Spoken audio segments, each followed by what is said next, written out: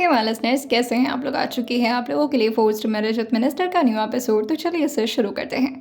अब तक की कहानी में आप लोगों ने सुन लिया किस तरह से आशी को काफ़ी ज़्यादा हड़बड़ी मची थी कि उसे रूम में जाना है, लेकिन कोई उसे जाने ही नहीं दे रहा था क्योंकि यहाँ पर तो अभी रस्म ही नहीं पूरी हुई थी। वहीं आर्यांश भी उसको थोड़ा चिढ़ाते हुए कहते हैं आई अंडरस्टैंड, पर जल्दी तो मुझे भी है, लेकिन कुछ कर नहीं सकते। वहीं आशी उनकी बात को सुनते हुए कहती है आपके इरादे कुछ ठीक नहीं लग रहे मुझे, और मेरा वो मतलब नहीं था जो आप समझ रहे हैं। मुझे तो बस कपड़े उतारने बहुत ही हैवी है ये। आर्यांश उसकी बात को कंप्लीट करते हुए कहते हैं एग्जैक्टली, मुझे भी कपड़े उतारने की जल्दी है। और जैसे ये बोल कर के वो आशी की तरफ देखे थे, आशी जल्दी जल्दी आगे बढ़ जाती है ताकि वो आर्यांश से थोड़ी दूरी बना सके। वहीं निर्मला जी, सुशीला जी, वेदाक्ष की मॉम और बाकी के रिश्तेदार जो कि आशी को अपने साथ ले जाते हुए कहते हैं आओ बेटा यहाँ पर बैठो। वहाँ पर एक खूबसूरत सा चेयर रखा हुआ था और वहीं टेबल पर एक बड़ा सा थाल रखा हुआ था जिसमें पूरी तरह से दूध भरा हुआ था और ऊपर कुछ गुलाब की पंखुड़ियाँ थीं। वो लोग पहले आशी को बैठाते हैं और फिर उसके ठीक बगल में आर्यांश भी अब आकर के आशी के ठीक बगल में बैठ चुके थे। वहीं निर्मला जी जो रूल को समझाते हुए कहती हैं देखो, अब ये अंगूठी है और ये मैं इसके अंदर डालने वाली हूँ और ये रस्म 3 बार होगी। अब जो भी सबसे पहले अंगूठी अपने हाथ में लेकर बाहर निकालेगा वही विनर होगा। और कहते हैं जो अपने हाथ में अंगूठी सबसे ज़्यादा और आखिरी बार निकाल लेता है वही राज करता है पूरे घर पर। जैसे ही आर्यांश सुनते हैं वो आशी की तरफ देखते हुए कहते हैं घर का तो पता नहीं, मगर दिल पर तो तुम राज करने वाले हो मेरे। आशी जैसे ही आर्यांश की इतनी प्यारी प्यारी बातें सुनती है वो थोड़ा जानबूझकर के शर्माते हुए कहती है हाँ बेना, आपके दिल पर नहीं, मुझे तो पूरे संसार पर राज करना है। अश्विनी राठौर हूँ मैं, कंपटीशन तो मेरा फेवरेट गेम है। और फिर वो निर्मला जी को देखकर कहती है ये तो कंपटीशन वाली बात हो गई और मैं कंपटीशन में कभी हारती नहीं हूँ, है ना आर्यांश जी। जैसे ही आर्यांश सुनते हैं वो उसकी तरफ चेहरा मोड़ करके कहते हैं शायद तुम भूल रही हो, कंपटीशन हारने की वजह से तुमने मुझसे शादी की है, तुम्हें पता है ना। जैसे ही आशी सुनती है वो कहती है अरे वो तो मैं तरस खा गई थी आप पर, आपको गोली लग गई थी, अब उसमें क्या ही आपसे कंपटीशन जीतती। आर्यांश उससे कहते हैं इसे कहते हैं मैनिपुलेशन, जो कि तुम कभी सीख नहीं सकती। मैं एक पॉलिटिशियन हूँ और पॉलिटिशियन को मैनिपुलेशन काफ़ी अच्छे से आती है। आशी तो कहती है हाँ देख लूँगी आपको भी मैं। वहीं निर्मला जी जो उन दोनों को शांत करते हुए कहती है चलो चलो लड़ना मत शुरू कर दो, अब देखते हैं कौन जीतने वाला है। और फिर वो ये बोल करके 1 2 3 करती हैं और अंगूठी को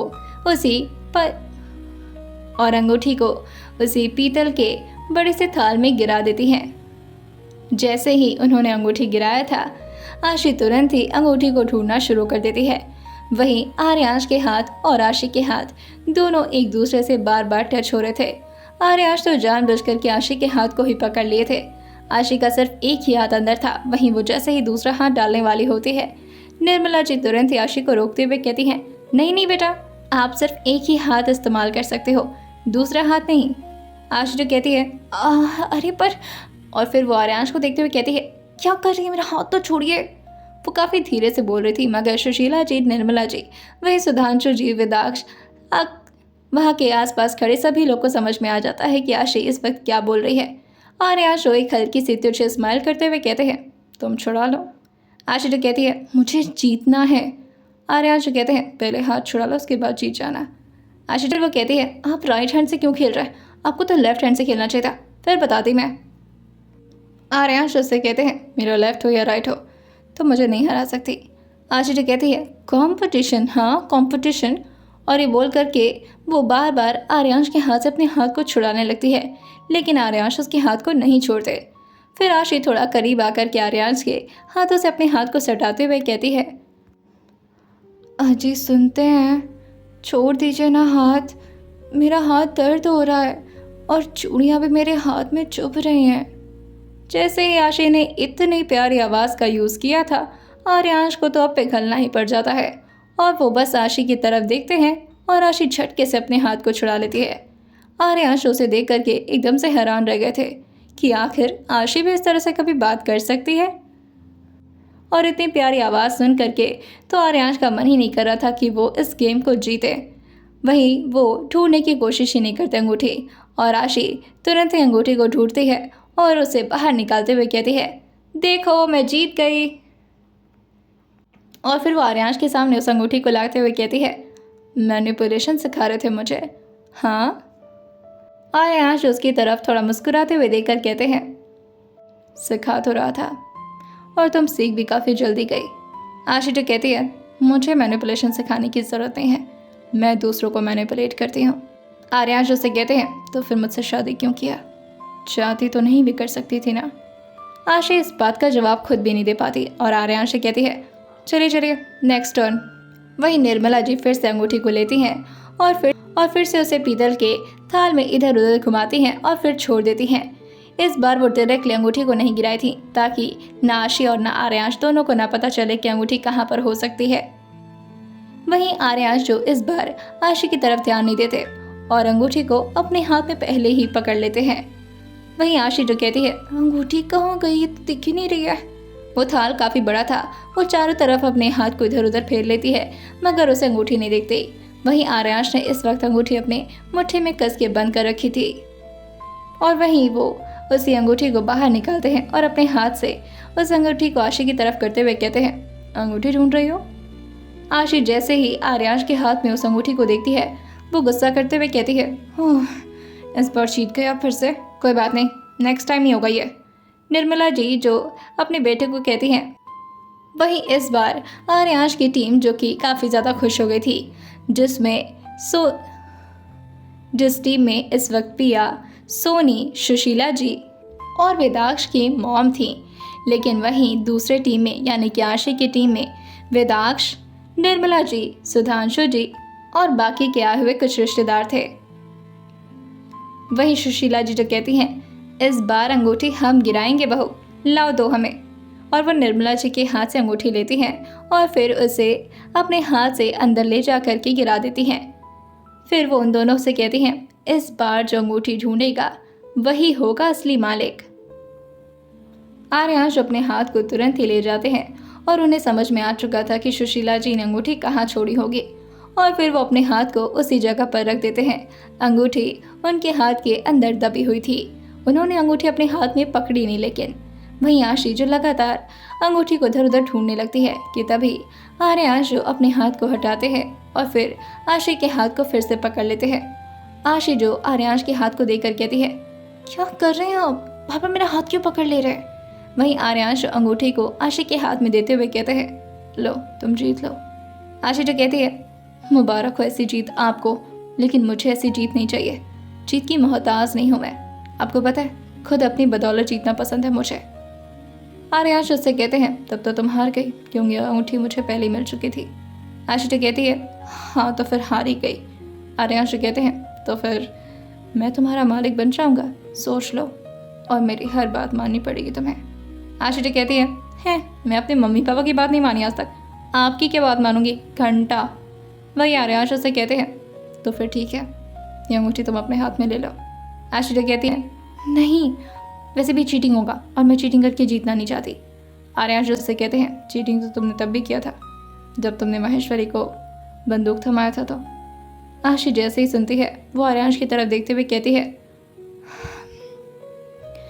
मुझे ऐसा लगता है कि वो मेरी ज़िंदगी की पहली गलती थी और मैं उस गलती को एक्सेप्ट भी करती हूँ। आई एम सो सॉरी, मेरी वजह से आपकी जान खतरे में पड़ गई। और ये बोलकर कि आशी थोड़ा इमोशनल होने लगती है। वहीं आर्यांश अपने लेफ्ट हैंड से आशी के हाथ पर अपने हाथ को रखते हुए कहते हैं, शट अप, मेरे लिए मैटर ये नहीं करता कि मेरी जान खतरे में चली गई थी, मेरे लिए मैटर ये करता है कि वो महेश्वरी तुम्हें भी मार सकता था, और अगर तुम्हें कहीं गलत जगह पर गोली लग जाती तो। आशी जो कहती है, आप लगने तो नहीं दिए ना। आर्यांश उसे देखकर कहते हैं, मेरे होते हुए तुम्हें कोई हर्ट नहीं कर सकता। हाँ मैं ज़रूर कर सकता हूँ। पर आशी जो आर्यांश की बात सुनती है तो एकदम से अपने इमोशन वाले फीलिंग से बाहर आ जाती है।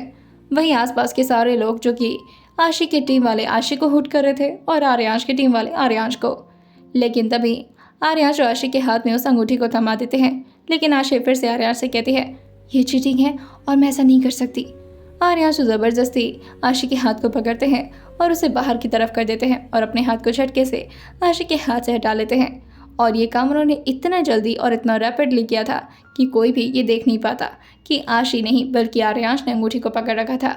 आशी के हाथ में अंगूठी जैसे ही दिखती है, आशी के टीम वाले एकदम से खुश होते हुए कहते हैं, ये हम लोग जीत गए। वाह भाभी, विदाक्ष खुश होते हुए कहता है। और वहीं वो थोड़ा झुक करके आशी को गले लगाने वाला होता है, लेकिन तभी आर्यांश अपने राइट हैंड से उसके चेस्ट पर थोड़ा मारते हैं और उसे पीछे की तरफ धक्का देते हुए कहते हैं, पैर छुआ जाता है भाभी के। वहीं सारे लोग ये देख करके थोड़ा हंसने लगे थे।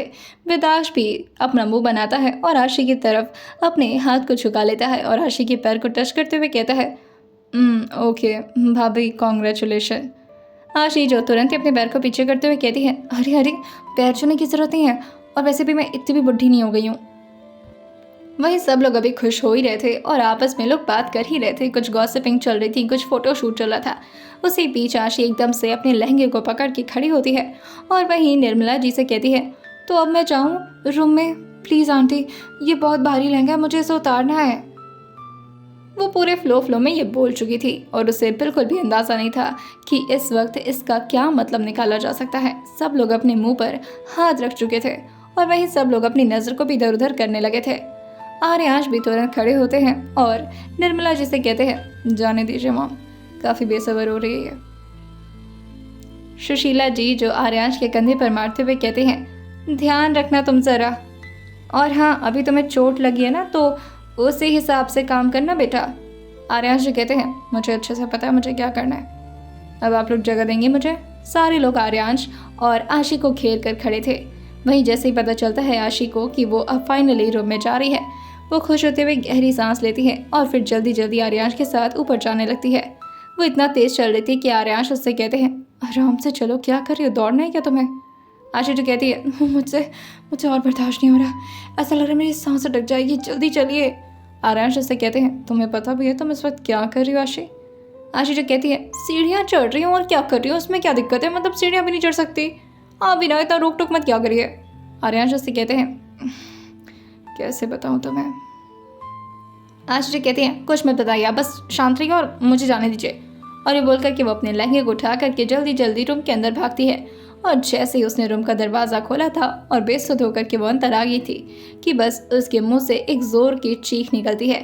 और आर्यांश भी अब रूम के अंदर आ चुके थे। वो जैसे ही उसे चीखता हुआ सुनते हैं, वो जल्दी से उसके मुंह पर हाथ रखते हैं और उसे पीछे की तरफ दीवार पर लगाते हुए कहते हैं, क्या कर रही हो, और अभी तो रूम में एंटर हुई, इतना जल्दी चिल्लाना भी शुरू कर दिया तुमने। वहीं आशी जो कहती है,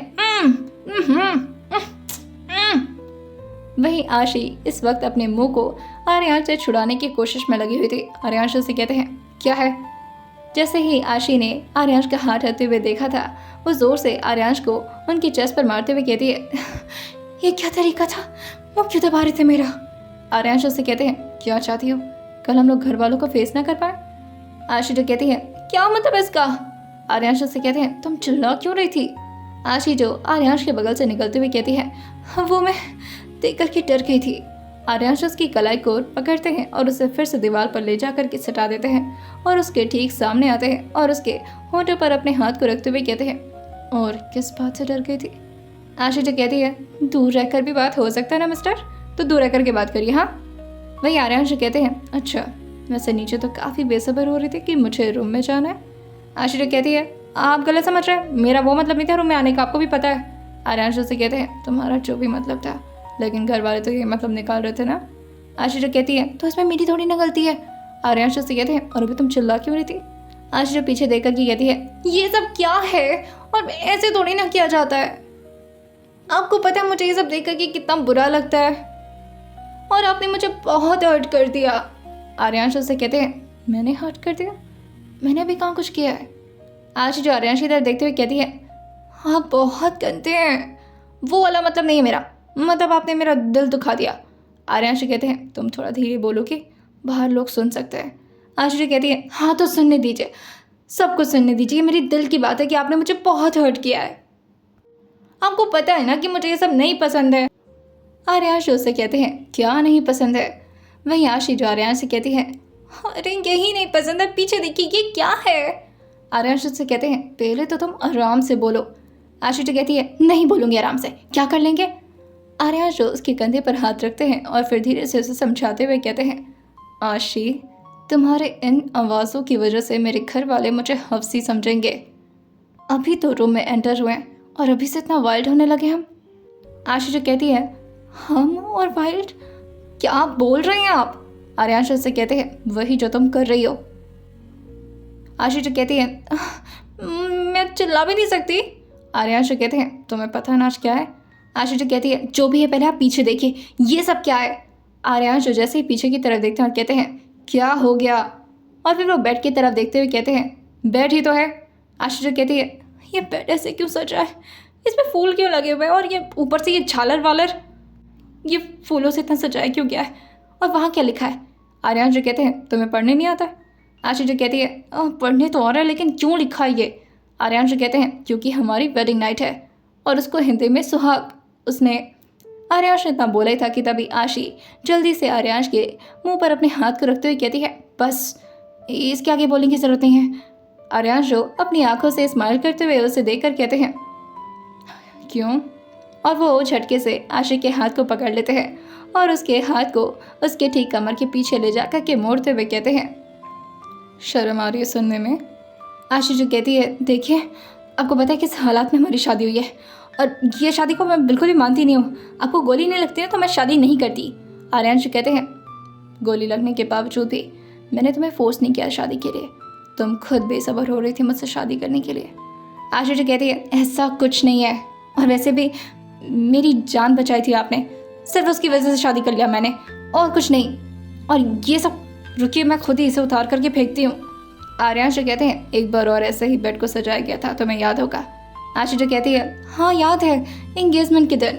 आर्यांश जो कहते हैं हाँ, और उस दिन मैंने तुम्हारे कहने पर सारे सजावट को बहुत बुरी तरीके से बर्बाद करवाया था, लेकिन इस बार नहीं। और ये बोल करके अपने दोनों हाथ से आर्यांश कमर पर उसके हाथ रखते हुए कहते हैं इस बार सच में हमारी सुहागरात है, तो आज तो ये ऐसे ही रहने वाला है और हम दोनों को ऐसे ही सोना है। आशी जो कहती है खबरदार जो मुझे हाथ लगाया, वो जो गोली का दर्द है ना उससे डबल दर्द दे सकती हूँ मैं आपको। आर्यांश उसकी बात को सुनते हुए कहते हैं ऐसे दर्द देना तो मेरा काम है, और आज रात ये मैं करने वाला हूँ राइट। आशी जो कहती है हाँ नहीं, आप ऐसे ज़बरदस्ती नहीं कर सकते मेरे साथ, मुझे बहुत बुरा वाला मार्शल आर्ट आता है, जान लीजिएगा, खबरदार जो मेरे सामने भी आए तो। और आशी तुरंत ही अपने टाइकोंडो का पोज कर लेती है। आर्यांश उससे कहते हैं अब तुम ज़बरदस्ती चाहो तो मैं ज़बरदस्ती भी कर सकता हूँ, वरना तुम खुद ही कन्विंस हो जाओ। आशी जो कहती है ये सब करने के लिए शादी की आपने, ये सब नहीं किया जाता है। और ये बोल करके वो अपने रोने वाला मुंह बना लेती है। भाई आर्यांश उससे कहते हैं इस बार मैनिपुलेट नहीं होगा मैं, नीचे देख लिया था तुम्हारा ड्रामा। आशी जो कहती है आप समझ नहीं रहे, मेरी हार्ट बीट बढ़ रही है और मैं ना ये सब में इंटरेस्टेड नहीं हूँ, मुझे ये सब पसंद नहीं है, और मैं थोड़ा लड़कों वाली तरीके से रहती हूँ ना, तो मैं टॉम बॉय, तो मुझे ये सब बिल्कुल भी अच्छा नहीं लगता, मैं वो समझ रहे ना आप, मैं वो नहीं चाहती। आर्यांश जो कहते हैं क्या नहीं चाहती हो, और ये बोल करके उसके आगे की तरफ बढ़ते जा रहे थे। वहीं आशी अपने कदम को पीछे रखते हुए कहती है हाँ आप अच्छे से समझ रहे हैं मैं किस बारे में बात कर रही हूँ। आर्यांश फिर से आगे की तरफ अपने कदम को बढ़ाते हुए कहते हैं मुझे समझ में नहीं आ रहा, बताओ तुम। आशी जो कहती है आप समझ रहे हैं, झूठ बोल रहे हैं ना आप। आर्यांश से कहते हैं आराम से, और जैसे ही आर्यांश ने इतना बोला था आशी पीछे की तरफ बेड पर धड़ाम से गिरती है, और वो बेड काफ़ी ज़्यादा अच्छा और रिलैक्सिंग था, जिसकी वजह से आशी हल्का सा जंप करती है और फिर उसी बेड पर चढ़ते हुए कहती है देखिए मैं बता रही हूँ, आज मैं काउच पर सो जाती हूँ, आप यहाँ पर सो जाइए, फिर अगले दिन आप यहाँ पर सो जाएगा, आप काउच पर सो जाएगा और मैं यहाँ पर, हम लोग ऐसे अल्टरनेटिव खेलेंगे, ठीक है, अब ठीक है ना। आर्यांश से कहते हैं कुछ भी बकवास मत करो, वैसे भी ये किंग साइज बेड है, हम दोनों आराम से यहाँ सो सकते हैं, और मुझे ऐसा लगता है कि हम दोनों तो सिंगल बेड पे भी आराम से सो जाएंगे राइट। आशी कहती है नहीं, मैं भैंस की तरह फैल कर सोती हूँ, आप मेरे साथ नहीं सो पाएंगे, बिल्कुल नहीं, और मैं बहुत ही पैर भी मारती हूँ रात में। आर्यांश से कहते हैं कोई बात नहीं, मैं वैसे भी रात भर तो मैं सोने कहाँ देने वाला हूँ। आशी जो कहती है हे दादा, हे भगवान, आप बहुत गंदे हो यार, मुझसे इस तरह की बातें मत करो, मुझे शर्म आती है। और ये बोल करके वो एकदम से रोने लगती है। आर्यांश से कहते हैं, अभी ये कौन सा नया नाटक शुरू हो गया तुम्हारा? आशी कहती है, नाटक नहीं कर रही हूँ मैं, मुझे सच में सब नहीं पसंद है, दूर रहिएगा मुझसे। आर्यांश से कहते हैं, अच्छा ठीक है, रोना बंद करो। आशी कहती है, नहीं आप ज़बरदस्ती कर रहे हैं मेरे साथ, मैं रोऊंगी, पूरे घर वालों को बताऊंगी आप कितने गंदे हैं। आप मेरे साथ सोने की बात करें, आपको शर्म नहीं आती? आर्यांश से कहते हैं, शर्म क्यों आएगी, हस्बैंड है तुम्हारा। आशी कहती है, तो क्या हुआ, है तो अनजान ही ना, और कितना दिन हुआ आपको मुझसे मिले? हाँ, मैं आपसे ऐसे नहीं कर सकती, आपके साथ सोऊंगी नहीं मैं। आर्यांश से कहते हैं, अच्छा ठीक है, मत सोना, फिर रोना बंद करो। आशी कहती है, क्यों बंद करूं, एक तो ज़बरदस्ती कर रहे मेरे साथ, ऊपर से मैं आवाज़ भी ना करूं। वाह कितने गंदे हैं आप, आपका तो बस चलेगा तो मेरा मुंह दबा के ये सब कर लेंगे। आर्यांश कहते हैं, वैसे आइडिया बुरा नहीं है, मैंने पहले क्यों नहीं सोचा ये। और ये बोल करके जैसे ही वो और ज़्यादा आशी के करीब जाते, आशी ज़ोर से चिल्लाते हुए कहती है, आ। लेकिन तब तक आर्यांश उसके मुंह पर हाथ रखते हैं और उसे पीछे की तरफ गिरा देते हैं और ठीक उसके ऊपर आते हुए कहते हैं, अब चुपचाप से जाओ, कपड़े चेंज करो और आकर के सो जाओ। बात आई समझ?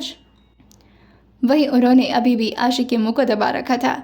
आशी जो गहरी गहरी सांस अपने नाक से लेती है और वहीं अपनी आंखों को बड़ी बड़ी करने लगती है कि तभी आर्यांश और आशी के खूबसूरत अजीबोगरीब रोमांटिक मोमेंट को ख़राब करते हुए विदाक्ष अंदर आ जाता है, वो भी पूरे फ्लो में। और वो काफ़ी मज़े में गाना भी गाते हुए आ रहा था। वैसे तो वो काफ़ी बेसुरा गाता था मगर फिर भी गा रहा था। सुहाग रात है, घूंघट उठा रहा हूँ मैं। यहाँ तो घूंघट से ज़्यादा कुछ उठ रहा है। भाई दूध। भाई आर्यांश जो उसके बहुत ही घूर कर देख रहे थे और वो तुरंत ही आशी के ऊपर से हटते हुए कहते हैं, रख दो। विदाक्ष कहता है, भाई सॉरी। आर्यांश से कहते हैं, तुम्हारी अपॉलजी एक्सेप्ट नहीं करने वाला मैं, सुबह बात करता हूँ इस बारे में। विदाक्ष कहता है, भाई मम्मा ने बोला था दूध लाने के लिए, गलती हो गई भाई, किसी को कुछ नहीं बताऊंगा कि आप लोग क्या कर रहे थे, पक्का प्रॉमिस। आर्यांश से कहते हैं, भाग रहे हैं यहाँ से। विदाक्ष कहता है, हाँ आप लोग कंटिन्यू करो और भाभी जल्दी चाचू बनाना मुझे, ठीक है, कंटिन्यू करो गाइस। और ये बोल करके वो जल्दी से रूम से बाहर भाग जाता है। वह आर्यांश जल्दी से दरवाज़ा बंद करते हैं और उसे अंदर से लॉक कर देते हैं और आशीष से कहते हैं, दूध पी लो। आशीष कहती है, आप पी लीजिए, मुझे ज़रूरत नहीं है। आर्यांश कहते हैं, अगर मैंने पी लिया ना तो प्रॉब्लम हो जाएगी तुम्हारे लिए। आशीष कहती है, अच्छा आपको लगता है कि मुझसे ज़्यादा आप ताकतवर हैं? अगर मैंने पी लिया ना तो रात में बहुत टाइकोंडो करना शुरू कर दूंगी। आर्यांश उससे कहते हैं, और अगर मैंने पी लिया तो तुम्हें चलने लायक नहीं छोड़ूंगा। जैसे ही आर्यांश ने बोला था, आशी तुरंत ही ग्लास को उठाती है और एक ही झटके में पूरे दूध को ख़त्म करते हुए कहती है, उसकी ज़रूरत नहीं पड़ेगी, रहने दीजिए, पी लिया मैंने। आर्यांश उससे कहते हैं, एक बार फॉर्मेलिटी में पूछ ही लेती। आशी कहती है, क्यों? ताकि चलने लायक ना छोड़ते आप, इसलिए पूछ लेती। आर्यांश उससे कहते हैं, काफ़ी समझदार हो तुम। आशी कहती है, हाँ वो मैं हूँ, और ये सब करने की ज़रूरत नहीं है, और ऐसा नहीं करना चाहिए था, विदाक्ष ने देख लिया हमें। वही आर्यांश कहते हैं, तो देख लिया तो देख लेने दो। आशी कहती है, वो सबसे जाकर क्या बताएगा ना, क्या बताएगा हम क्या कर रहे थे? आर्यांश कहते हैं, वही जो हर हस्बैंड वाइफ करते हैं आज रात। आशी कहती है, नहीं नहीं नहीं नहीं, मैं कपड़े चेंज करके आती हूँ। और ये बोल करके वो जल्दी से बेड से उतरती है और वहीं वो कपड़े चेंज करने के लिए भाग जाती है। वो जैसे ही अपना वार्डरोब खोलती है, उसका दिमाग वैसे ही गर्म था और अब वो और ज़्यादा गर्म हो जाता है और वो चिल्लाते हुए कहती है, ये क्या है? आर्यांश से कहते हैं, कपड़े ही होंगे और क्या होंगे। आशीष कहती है, ये कैसे कपड़े हैं भाई, ये तो साड़ियाँ हैं, और ये क्या चीज़ है पतली पतली। और फिर वो उसे निकालते हुए कहती है, ये तो काफ़ी सेक्सी है बाय द वे। आर्यांश कहते हैं, तुम पहनोगी तो और ज़्यादा सेक्सी लगेगी। आशीष कहती है, नहीं नहीं नहीं, मैं ये सब नहीं पहनती, मुझे ये सब नहीं पहना। और ये बोल करके वो जल्दी से वार्डरोब के अंदर उन कपड़ों को रखते हुए कहती है, मुझे शर्ट चाहिए। आर्यांश उसे घूरते हुए कहते हैं, दिमाग ख़राब हो गया तुम्हारा। और फिर वो अपनी शेरवानी के बटन्स को ऊपर से नीचे तक खोलते हुए कहते हैं, चलो मैं भी जा रहा हूँ ड्रेस चेंज करने। और ये बोल करके वो अपने वार्डरोब से कपड़े लेते हैं और फिर ड्रेसिंग रूम के अंदर चले जाते हैं। वहीं आशी जैसे ही आर्यांश को अंदर जाता हुआ देखती है, वो मुस्कुराते हुए कहती है, आइडिया मिल गया। आपको क्या लगता है बच्चों कि आप जो मन चाहेंगे वो मुझे पहनाएंगे? बिल्कुल नहीं, आशी वही पहनेगी जो आशी चाहती है। और फिर वो तुरंत ही अपने लहंगे को उठाती है और आर्यांश के वार्डरोब के सामने आते हुए कहती है, हाँ आपके वार्डरोब में तो शर्ट मिल ही जाएगा ना। और ये बोल करके वो तुरंत ही वार्डरोब को खोलती है और फिर उसमें से शर्ट निकालते हुए कहती है, ये तो कुछ ज़्यादा ही अच्छा लग रहा है। और फिर वो शीशे के सामने आकर के खुद पर वो शर्ट लगाती है, लेकिन ऊपर से नीचे तक जितने मेकअप उसके हो रखे थे उसमें यह शर्ट तो बिल्कुल नहीं अच्छा लगता। आशी तो कहती है, मुझे तो लगता है ना आना ही पड़ेगा। और ये बोल करके वो अपने लहंगे को उठाती है और फिर बाथरूम के अंदर घुस जाती है। आर्यांश थोड़ी देर में कपड़े चेंज करके वापस आ चुके थे। वैसे तो उन्हें कपड़े चेंज करने में भी काफ़ी दिक्कत हो रही थी, लेकिन वो आशी को परेशान नहीं करना चाह रहे थे। वैसे उन्हें कपड़े पहनने में काफ़ी दिक्कत होती है। वो अपनी शेरवानी वगैरह उतार लिए थे, नीचे उन्होंने लोअर भी डाल लिया था, लेकिन ऊपर वो अपने टी शर्ट को नहीं पहन पा रहे थे। वो बाहर आते हैं और वो सोचते हैं कि वो आशी से थोड़ी मदद ले लें, लेकिन आशी उन्हें पूरे रूम में कहीं नज़र नहीं आती। वहीं वो देखते हैं कि बाथरूम की लाइट इस वक्त ऑन है, जिससे वो समझ जाते हैं कि आशी बाथरूम में गई है। वो थोड़ा देर बेड पर उसी तरह से बैठे हुए थे। वहीं आशी लगभग आधे घंटे बाद गुनगुनाते हुए बाथरूम से बाहर निकल कर गई आती है और अब ऐसा लग रहा था जैसे आशी फुल टेंशन में अपनी पुरानी अश्विनी राठौर बनकर के बाहर आई है। वो सारे लहंगे, चुनरी और सारे जेवर को वहीं पर छोड़ करके बाहर आ गई थी और एकदम से चिल्लाते हुए कहती है, आहा, इसे कहते हैं सुकून। और ये बोल करके वो जैसे ही सामने की तरफ देखती है उसका दिमाग ही और ज़्यादा ख़राब हो जाता है और वो जल्दी से अपने चेहरे के सामने अपने हाथ को लाते हुए कहती है, ये क्या है, कपड़े क्यों नहीं पहन रहे आप? आर्यांश उसे देख कर कहते हैं, ऐसे क्या रिएक्ट कर रही हो? अब तो तुम्हें ऐसे मुझे देखने की आदत डाल लेनी चाहिए। आशी जो कहती है, छी छी छी छी, अच्छे नहीं लग रहे आप, कपड़े पहनिए। आर्यांश कहते हैं, आर यू श्योर मैं अच्छा नहीं लग रहा? आशी जैसे ही एक बार फिर से अपने चेहरे से अपने हाथ को धीरे धीरे हटाती है और अपनी आँख को खोलते हुए कहती है, नहीं अच्छा लग रहा। आर्यांश से कहते हैं, एक बार फिर से ध्यान से देख लो। आशी जो कहती है, ऐसे नहीं रहना चाहिए मेरे सामने, मैं बिना कपड़े के घूम रही हूँ क्या? आपको भी नहीं पहनना चाहिए इस तरह से कपड़े, बस नीचे पहन ले, ऊपर कुछ नहीं पहने। आर्यांश उससे कहते हैं, मैंने तुम्हें कहा है कपड़े पहनने के लिए, तुम मत पहनो, कुछ मत पहनो। आशी जो कहती है, मैं आपकी तरफ बेशर्म नहीं हूँ। वही आर्यांश कहते हैं, तुमने भी तो नीचे कुछ नहीं पहना है ना, मैं कुछ बोल रहा हूँ? वहीं आशी जैसे ही ये रियलाइज़ करती है कि उसने तो नीचे कुछ पहना ही नहीं है, तब उसे याद आता है कि शिट, उसके पास तो नीचे पहनने के लिए कुछ है ही नहीं। वो फिर से आर्यांश के वार्डरोब की तरफ भागती है और जल्दी से उनके वार्डरोब को खोलने लगती है और आर्यांश से कहती है, आपके सारे ट्राउजर्स और सारे कार्गो वगैरह कहाँ रहते हैं? आर्यांश कहते हैं, मैं कार्गो जैसी फालतू चीज़ नहीं पहनता, मेरे पास या तो कुर्ते मिलेंगे या तो शर्ट मिलेगी, और तुमने मेरा शर्ट पहन रखा है। अब जाकर के उनके ध्यान में गया था कि आशी ने इस वक्त आर्यांश का ही शर्ट पहन रखा है। आशी तो कहती है, हाँ पहन रखा है तो क्या कर लेंगे? आर्यांश कहते हैं, कुछ नहीं करना है मुझे। वैसे तो आर्यांश का इरादा था कि वो टी शर्ट पहनेंगे, लेकिन फिर वो आशी के रिएक्शन को देखकर अपने टी शर्ट पहनने का डिसीजन कैंसिल कर देते हैं। आशी उनसे कहती है, आप बताएंगे कोई नीचे पहनने वाली चीज़, आपका पैंट तो मुझे होगा भी नहीं। आर्यांश कहते हैं, बेवकूफ़ मत बनो और ऐसे ही आओ। आशी कहती है, कहाँ आओ? आर्यांश कहते हैं, तुमने मेरी शर्ट पहन रखी है, मेरी बात माननी पड़ेगी तुम्हें। आशी कहती है, नहीं मानूंगी, क्या कर लेंगे? आर्यांश से कहते हैं, तुम्हारे शर्ट फाड़ दूंगा। आशी जैसे ही सुनती है वो एकदम से अपने शर्ट पर अपने हाथ को रखते हुए कहती है, ए गलत बात है ये, और ऐसा नहीं कर सकते आप, ये थोड़ी ना कि आपका शर्ट पहन रखा है तो आप ऐसे बात करेंगे, मेरे पास यही शर्ट है बस, और कुछ नहीं पहनने के लिए। आर्यांश से कहते हैं, तुम्हारे वार्डरोब में कपड़े भर भर के रखे हुए, तुम्हें अपने वार्डरोब से कपड़े नहीं पहनने थे? आशी जो कहती है, नहीं मुझे शर्ट पहना था और शर्ट सिर्फ आपके वार्डरोब में, तो मैं शर्ट ही पहनूंगी। आर्यांश कहते हैं, अच्छा तो मतलब अब मेरे कपड़े मेरे नहीं रह गए? आशी कहती है, जी बिल्कुल नहीं। आर्यांश उसे अपने पास बुलाते हुए कहते हैं, चलो आ जाओ सो जाओ।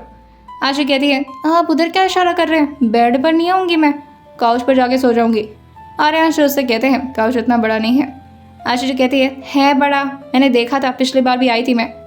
आर्यांश से कहते हैं, मुझे पता था कि तुम काउच पर सोने का नाटक करोगे, इसलिए रूम से हटवा दिया मैंने काउच।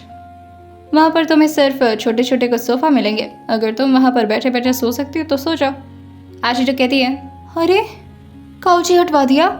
आर्यांश कहते हैं, हटवा दिया। आशी कहती है, ये चीटिंग है यार, ऐसा नहीं करना चाहिए था, अब मैं सोऊंगी कहाँ पर? आर्यांश से कहते हैं, आओ मेरे बगल में सो जाओ। आशी कहती है, हरगिज़ नहीं आऊँगी मैं। और फिर वो अगल बगल देखने लगती है और आर्यांश से कहती है, आपके पास कोई चादर या कोई मैट्रेस होगा बिछाने के लिए? फिर कहते हैं, अब कौन सा नया दिमाग लगा रही हो तुम? आशी उनसे कहती है, अब नीचे ही सोना पड़ेगा ना मुझे? आर्यांश उससे कहते हैं, तो तुम्हें लगता है कि तुम नीचे मुझसे बच जाओगी? आशी जो कहती है, देखिए ऐसी ऐसी बातें मत क्या करिए, अच्छा नहीं लगता है। आर्यांश उससे कहते हैं, मुझे भी अच्छा नहीं लग रहा, तुम इतना दूर खड़ी हो मुझसे। अच्छा मेरा बैंडेज तो कर दो। आशी जो कहती है, अभी भी बैंडेज लगा हुआ है? और फिर उसके ठीक सामने आती है और फिर वो आर्यांश के ठीक करीब आकर के खड़ी हो जाती है। आर्यांश इस वक्त अपने पेट के बल लेट चुके थे और अपनी पीठ को दिखाते हुए कहते हैं, देखो अभी ज़्यादा ब्लीडिंग तो नहीं हो रही? आशी जैसे ही उस पट्टी को हटाती है वो देखती है कि अभी ब्लीडिंग रुकी हुई है और वो आर्यांश से कहती है, कोई क्रीम वगैरह है, लगा देती हूँ। आर्यांश उसको फर्स्ट एड बॉक्स दिखाते हुए कहते हैं, आर्यांश उसे इशारा करते हुए कहते हैं, वहाँ ड्रॉर में रखी है क्रीम। वहीं आशी जल्दी से क्रीम ले आती है और आर्यांश के पीठ पर धीरे धीरे उसे लगाना शुरू करती है। वो काफ़ी फूंकते फूंकते और काफ़ी धीरे धीरे आर्यांश को क्रीम लगा रही थी ताकि कहीं ऐसा ना हो कि उसके हार्ड और मजबूत हाथों से आर्यांश को पेन हो जाए। वो जिस तरह से प्यार से आर्यांश के पीठ को सहला रही थी, आर्यांश उससे कहते हैं, धीरे धीरे बीवी बनना शुरू कर चुके हो तुम। आशी आर्यांश की बात को सुनती है तो उनके ठीक उसी जगह के नीचे आकर के ज़ोर से अपने हाथ को नोचते हुए, ज़ोर से उनके पीठ को नोचते हुए कहती है, फालतू बकवास मत करिएगा मुझसे। आपकी चोट की वजह से सिर्फ दयावान हो रही है यहाँ पर, इसका मतलब ये नहीं कि मेरी नीयत ख़राब हो रही है यहाँ पर। आर्यांश उससे कहते हैं, नीयत कितनी अच्छी है तुम्हारी वो भी जानता हूँ मैं। और फिर वो जैसे ही पीठ की तरफ पलटने वाले होते हैं, आशी उनके रोकते हुए कहती है, अरे अभी नहीं, अभी मत पलटिएगा, रुकिए पहले मुझे अच्छे से बैंडेज लगा देने दीजिए। और फिर वो अच्छे से आर्यांश के बैंडेज वगैरह करती है और फिर आर्यांश से कहती है, अब आप अपने पेट के बल लेटिए तो ज़्यादा बेहतर होगा। आर्यांश से कहते हैं, पर ये बेड चुभ रहा है मुझे। आशी जो कहती है, तो आपके लिए कोई स्पेशल गद्दा लेकर आऊँ? आर्यांश उसको एक ही झटके में लेटाते हैं और फिर उसके ठीक ऊपर आते हुए कहते हैं, आई थिंक ये जगह बेटर है। आशी को बिल्कुल भी एक्सपेक्टेशन नहीं थी कि आर्यांश इतने भी बेशरम हो सकते हैं। आशी उनके चेहरे पर हाथ रखते हुए कहती है, आप बहुत गलत कर रहे हैं। आर्यांश उससे पूछते हैं, गलत क्या करूं? अपना मैट्रेस ढूंढ रहा था, मुझे मिल गया सॉफ्ट मैट्रेस, अब तुम्हारे ऊपर ही सोने वाला हूं मैं। आशी कहती है, अरे मैं दब जाऊंगी।